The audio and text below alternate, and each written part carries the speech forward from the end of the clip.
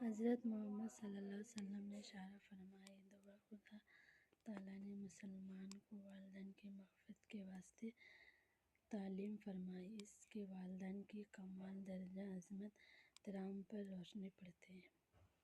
اے میرے پروردگار، جس طرح میرے والدین نے مجھے چھوٹی سے پالا اور میرے حال پر رحم کرتے رہے، اس طرح تو بھی ان پر اپنا رحم کر۔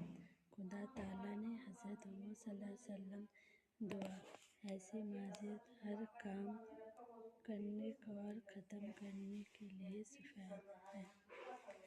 اے میرے پروردگار، مجھ کو اچھی جگہ پہچان اور مجھ کو اچھی طرح نکال، اپنی جناب مجھے دشمن کے ساتھ کر دے۔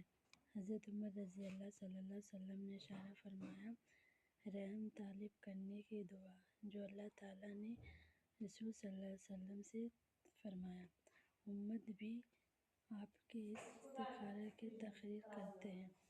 اے میرے پروردگار، ہمارے قصور معاف کر، ہمارے حال پر رحم فرما، اور تو سب رحم کرنے والا، بہتر رحم کرنے والا ہے۔ اور دشمن پر تفویض کی دعا رسول صلی اللہ علیہ وسلم نے فرمایا، مغفرت طلب کرنے کی دعا کو پڑھتے وقت فرشتے آمین کہتے ہیں۔ حضرت عمر رضی اللہ صلی اللہ علیہ وسلم نے فرمایا کہ اے میرے پروردگار، اگر ہم بھول جائیں، چوک جائیں تو ہم کو نہ پکڑ۔ اے ہمارے پروردگار، جو لوگ ہم سے پہلے گزر چکے ہیں، جس طرح ان پر تو نے بھاری بوجھ ڈالا تھا، ویسے ہی بھاری بوجھ ہم پر نہ ڈال۔ ہمارے پروردگار، ہم سے اتنا بوجھ نہیں اٹھے گا جس کی ہم کو طاقت بھی نہیں ہے۔ ہمارے قصور سے گزر اور ہمارے گناہوں کو معاف کر دے، ہم پر رحم فرما، تو ہی ہمارا مالک ہے اور تو ہی ان لوگوں کے مقابلے پر فخر، ہماری مدد فرما۔ یہ حضرت موسیٰ علیہ السلام نے دعا فرمایا جب بنی اسرائیل ایک کثیرت سیلاب میں ذبح کرنے کا حکم کیا۔ وہ لوگ حضرت عمر سے کہنے لگا، کیا آپ ہم سے مذاق کر رہے ہیں؟